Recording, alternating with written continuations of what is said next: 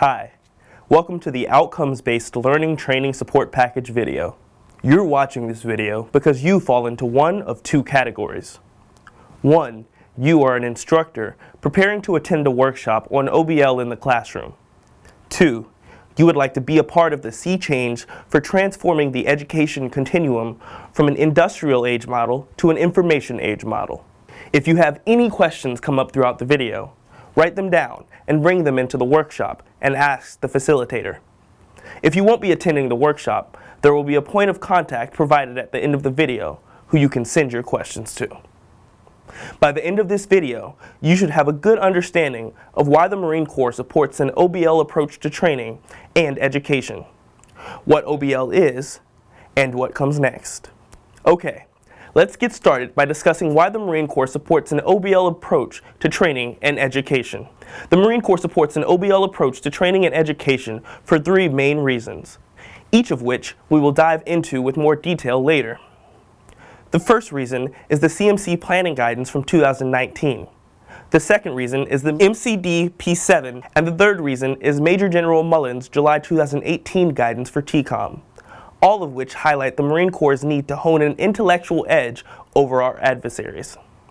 Throughout the Commandant's planning guidance, learning is highly emphasized as critical components to mission success in a return-to-peer nation competition. Education and training are inextricably linked. Education denotes study and intellectual development. Training is primarily learning by doing. We will not train without the presence of education. We must not educate without the complementary education of well-conceived training.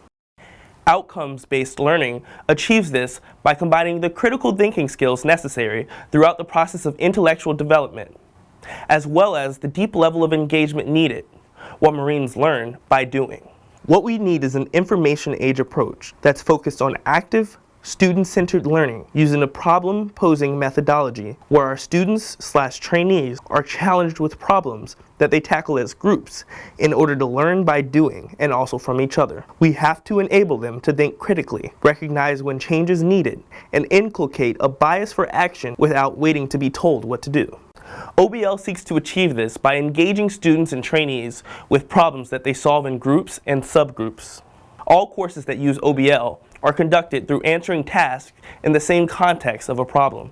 In the context of training, wargaming needs to be used more broadly to fill what is arguably our greatest deficiency in the training and education of leaders: practice in decision-making against the thinking enemy. OBL uses a variety of information age learning methods and techniques in order to satisfy the requirement that training and education will give leaders the appropriate number of reps and sets against the thinking force to develop realistic combat decision-making abilities. Now that we've covered how OBL supports the CPG, let's move on to how OBL supports MCD P7. All professional schools should focus on developing a talent for military judgment, not imparting knowledge through note learning. Self-directed study in the art and science of war is at least equal in importance to maintaining the physical condition and should receive at least equal time. Before we move on to MCD P7, let's not forget MCD P1 puts a heavy emphasis on the importance of learning, both from a training and education perspective, and a self-directed perspective. High-quality learning has always been and will remain a priority of the Corps. The Marine Corps learning philosophy is to create a culture of continuous learning and professional competence that yields adaptive leaders capable of successfully conducting maneuver warfare in complex, uncertain, and chaotic environments. Learning is developing knowledge, skills, and attitudes through study, experience, or instruction. Learning includes both training and education. Marines benefit most from information and learning activities presented in the context of real-life situations or task-specific problems. Tactical decision games, war games, and case studies are examples of effective learning methods for Marines. They situate the learning concepts within the context of warfare and illustrate why the content is relevant.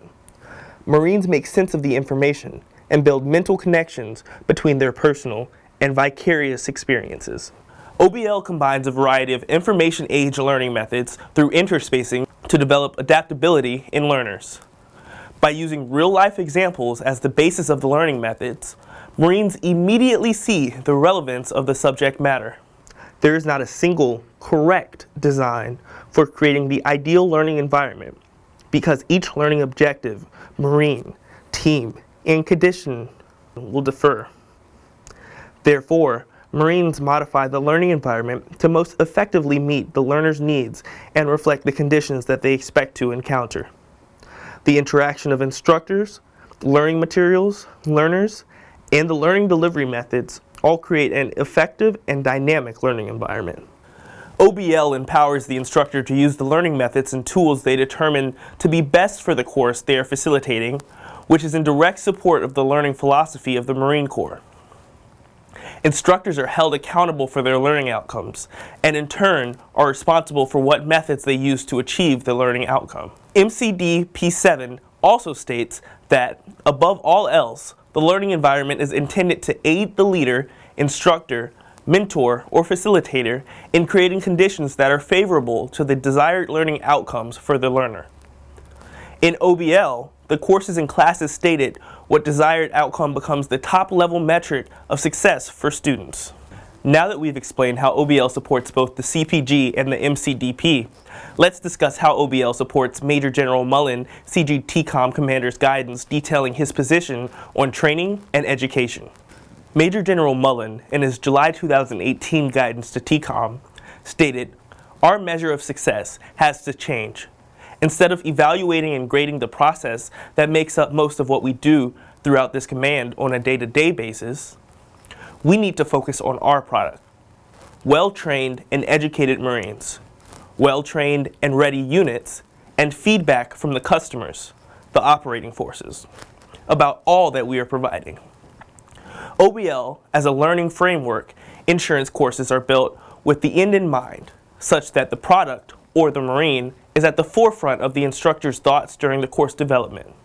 General Mullen's guidance goes on to say, "We need to continue to a maneuver warfare culture that renders intent and then enables mature, intelligent, quick-thinking, subordinate leader to execute that intent." OBL exemplifies maneuver warfare because it gives the instructor the discretion to determine the best way to reach the desired learning outcome. OBL empowers the instructor to teach in ways that are best suited for the material and the Marine. What I believe we need is an information age approach to training and education that's focused on active, student-centered learning that uses a problem-posing methodology where our students and trainees are challenged with problems that they tackle as groups in order to learn by doing, and also from each other. Outcomes-based learning pushes our Marines to hone their critical thinking skills, improve their decision-making, and develops an intellectual edge through peer-to-peer learning and group exercises. Now that we know OBL supports doctrine and higher-level guidance, let's discuss what outcomes-based learning is. Don't forget, this video is meant to be a brief overview on what outcomes-based learning is. You will gain in-depth knowledge of what OBL is and how to implement it in the classroom during the in-person workshop. Let's jump into an overview of OBL. OBL is a learning methodology that harmonizes learning by outcomes rather than by inputs or processes. It also rests upon certified leaders who are accountable for results, rather than upon enforcement of external controls and processes. OBL also provides the overhead for a dynamic, interactive, student-centric teaching methodology used to develop and nurture adaptability, strength of character, effective communication skills, and decision-making processes using problem-solving games as the primary means for engaging students. OBL only works when the instructor serves as the facilitator. The facilitators are responsible for determining the course and class outcomes, as well as what methods they will use to obtain those outcomes. Essentially, OBL is to learning as mission orders is to maneuver warfare. For example, the formal learning center or commander sets the learning outcomes, but the instructor gets to decide how they will achieve that outcome using any array of tools, i.e., strength of character. Let's take a look at a simple example of an exercise being taught using OBL concepts. Okay, here's the first task, first problem. When I say go, I will give you 1 minute to get in groups that equals 17, but you cannot talk. No questions. Go. 45 seconds. 30 seconds. 15 seconds. 3, 2, 1. Stop. What? How did you meet the end state, the vision of success? How did you do it? Cheating.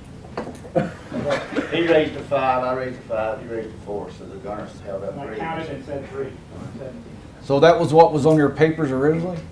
It's not about an integrity thing. I have people write down that for a lot of reasons. We're going to get into that.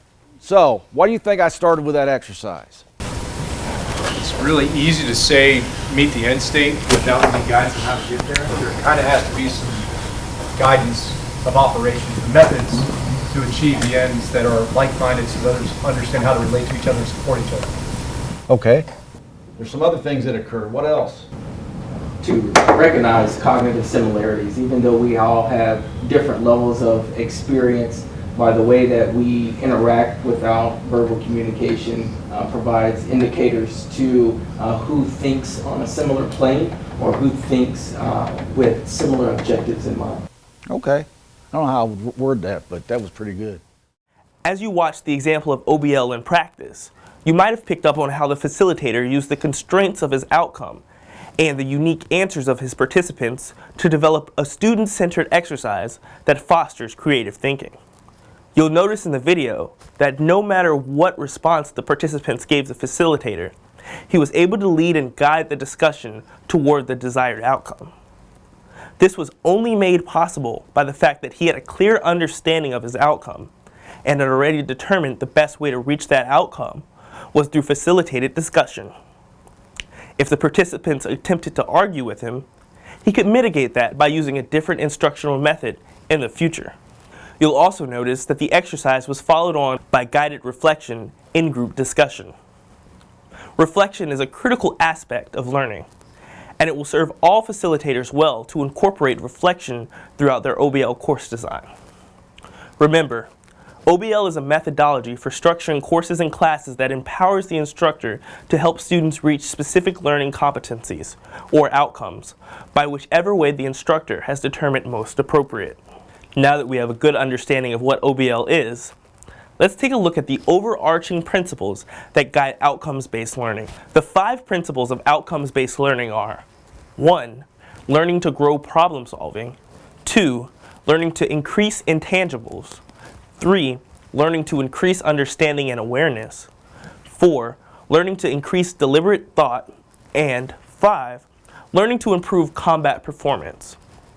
Any course or formal learning center should determine the learning outcomes for their students with these principles in mind. Let's take a closer look at each one. Courses taught using OBL foster a problem-solving mentality within participating students. They will learn how to learn for themselves and engage in self-directed learning. OBL increases the desired intangible characteristics that every Marine should have. OBL uses the contextual nature of problems in order to instill mental models that connect the task at hand and mission application. OBL requires students to approach problems with specific and elaborate effort so that they can increase their decision-making skills, i.e., OBL is not a show-up-and-pass learning methodology. Due to the evolving and unique nature of each OBL scenario, courses taught this way will condition Marines to overcome the psychological and physiological effects often associated with combat. Let's take another look at a video showcasing these principles in action. So this is the tactical decision game, and you are a squad leader in a Marine squad. The squad's been together for 9 months. It's highly trained, and you've been the squad leader the entire 9 months. Enemy. The main enemy force, the Zetistan's People Army, or ZIPA, retreated from the city upon arrival of the Marines. So you go back to your table. As soon as you sit down, I say go. You got 5 minutes to come up with a course of action, then you're going to brief it, okay? One fire team engaging left, 2 engaging to the right. Mass surprise fires, calling for support from adjacents to the east and to the west. Students, critique his course of action. Sir. I think that because you have 2 forces, and I don't know how big, because I missed the beginning of how big the squad is on the left, but I mean, just one with us as one squad. I mean, to be able to split that ambush to engage both. Now I have both that are engaging me. I think it's almost becomes overbearing at that point. So I would ask you, what is the thought process that led you to that course of action?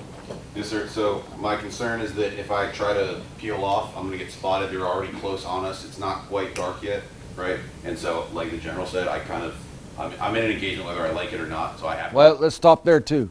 Here's another key thing to do when you're facilitating a TD, any exercise. Okay, it's called piggybacking. Well, you just said about what the general said. Take ownership. It's about individual character development and responsibility. Those are things, the little things like that start developing character in people, okay? But take responsibility for, you're the guy in charge there, no one else is. So that's what these are about. This is how we do them, right? We do them incorrectly because we don't go after those little things like that, okay? Great opportunity with a simple whiteboard to do things and develop strength of character. You'll notice in the video that each Marine was encouraged to solve problems in a variety of different ways. With many reps and sets, this will become their natural mental model. You'll also notice how each Marine had to defend their points and take the initiative to stand up for their thoughts. In this example, the facilitator was responsible for contextualizing each problem so that the participants could relate the task at hand with mission orders. There were a few instances where the facilitator had to remind the participants to come up with their own ideas and not piggyback on another's. This was in the spirit of OBL principle number 4, which encourages Marines to be confident and outspoken.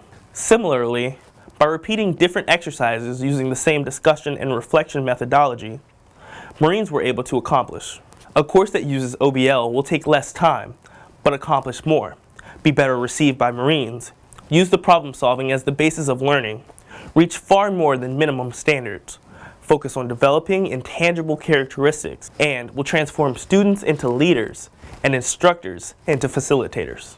Now, let's take a few minutes to explain what steps you would have to take if you wanted to transfer your course and have it centered around OBL. Remember, in our previous example, the FLC, or commander, determined what the learning outcome is, and the instructor determines the best instructional method to achieve the learning outcome.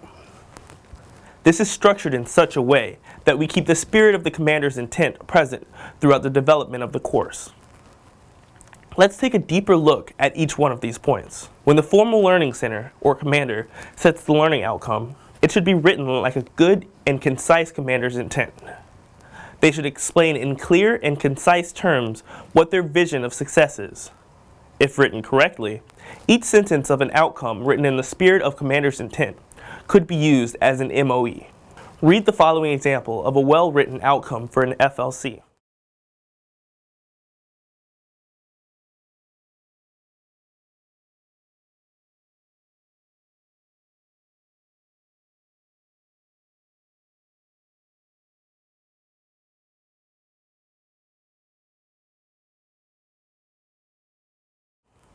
Notice how there are not specific instructions on how to achieve these outcomes.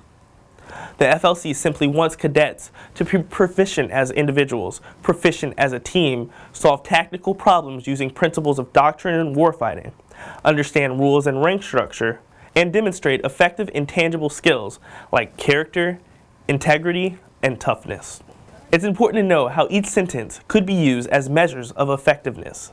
Now that the commander of FLC determined the learning outcome, it's now the responsibility for the instructor to determine the best instructional methods for achieving that outcome, as well as the measures of effectiveness. Remember, just because a well-written outcome could be used as MOEs doesn't mean they should. It's the responsibility of the instructor to determine this. Once the commander articulates their vision of success, it is now the responsibility of the instructor to determine the most effective way to achieve these outcomes. Remember, OBL prioritizes effectiveness over efficiency when time permits. Within courses that are centered around outcomes, instructors often become facilitators. It's important that facilitators allow for multiple ways of accomplishing the outcome. Just as there is no prescribed way the instructor must reach the commander's outcome, there is no prescribed way that the participants must accomplish the mission. Let's take a look at a video in which the goals are to build up intangible characteristics. Okay, let's go over. So I brought up one technique you can use is what I did. I brought up the group leaders, gave them the information. I read it so I get it right every time. I don't put it to memory, even though I do it a lot. And then they go back and brief you on preparing a course of action. So what did I just help try to develop in those young leaders? Listening to information and, relaying it in a logical way. So some of the traits I want to build in tangible is communication, competence, judgment, and of course, as I said earlier, character, strength of character. And these are how I deal with building the intangibles. Okay, facts. What were some facts? Right, squad. We were a squad. Okay, good. What about that squad? TO weapons. Okay. Okay, what's another fact? We've been patrolling all day, and it's Okay. getting towards the nautical twilight hours. Okay. So, EENT. Why is that important? Help target Yeah, activity. it does help us. We're out. Okay, what is another fact? We were given the specific mission of ambushing the element to the left. Was it ambush or was it that was the specific mission? That's why Yeah, the mission was a patrol. The intent was stop. Assumptions. What are assumptions made for? When we're making decisions, what are assumptions? Yep. What else? assumption is that I have a radio call. Exactly. Fill in the gaps of the facts so you can make a decision. Very good. So assumptions. We have night vision goggles, the enemy does not. Okay. And we are under the IDF umbrella. Right. We're under a indirect fire. Oh, ban. okay. The overall training readiness of the rest of the squad, beyond the 1 weak fire team leader. Is good. Is that assumption or is that fact? We just say he was inexperienced, we didn't say he was weak, right? Right. No, the training proficiency of the rest of the squad is an assumption, because we only talked about the 1.